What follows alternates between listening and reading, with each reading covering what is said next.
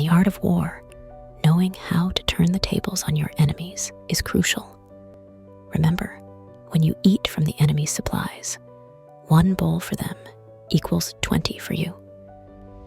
When you capture their weapons, 10 of their chariots are worth rewarding the first capturer. Changing the flags and using the chariots to strengthen your army. This is how you defeat your enemies and make yourself stronger in the process.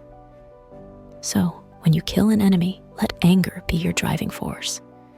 And when you take their resources, let greed be your motivation. But remember, it's not just about victory. It's about using those victories to enhance your own power. Thank you for watching this video on strategies for victory in battle.